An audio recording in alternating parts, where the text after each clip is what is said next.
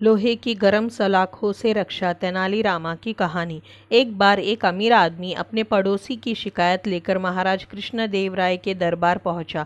वह न्याय की गुहार लगाते हुए महाराज से बोला, महाराज, ये मेरा पड़ोसी रमेश है। इसने मेरे घर से कीमती सोने का हार चुराया है। न्याय कीजिए महाराज, मुझे मेरा हार वापस दिलवाइए और इसे कड़ी से कड़ी सजा दीजिए। अमीर आदमी जलन के मारे अपने पड़ोसी रमेश को जानबूझकर चोरी के इल्जाम में फंसाकर सजा दिलवाना चाहता था। महाराज ने अमीर आदमी की बात सुनकर रमेश से पूछा, क्यों रमेश, ये सच है क्या? नहीं महाराज, मैं बेकसूर हूँ, मैंने कोई चोरी नहीं की है, ये आदमी मुझे फंसाना चाहता है। रमेश गिड़गिड़ाते हुए बोला, नहीं महाराज, मैंने इसे अपनी आंखों से हार चुराते हुए देखा है, यही चोर है। अमीर आदमी चिल्लाते हुए बोला, यदि ये चोर नहीं है तो साबित करके दिखाए। आप इसे लोहे की गर्म सलाखें अपने हाथों में पकड़ने के लिए कहे। ये सच कह रहा है तो भगवान इसके हाथ जलने से बचा लेंगे और मैं मान लूंगा कि ये चोर नहीं है।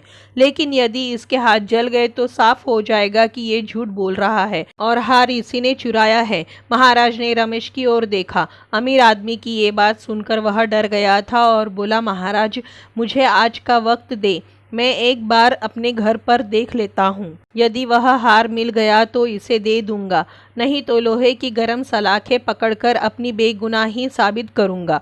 महाराज ने उसे एक दिन का समय दे दिया। वह घर पहुंचा तो बहुत परेशान था। वह समझ नहीं पा रहा था कि कैसे स्वयं को इस मुसीबत से बचाए। अंत में उसने तेनालीरामा के पास जाने का मन बनाया। तेनालीरामा के घर पहुंचकर उसने उन्हें सारी बात बताई और इस मुसीबत से निकलने के लिए कोई रास्ता सुझाने की गुजारिश की। तेनालीरामा ने उससे कुछ कहा और वह अपने घर चला आया।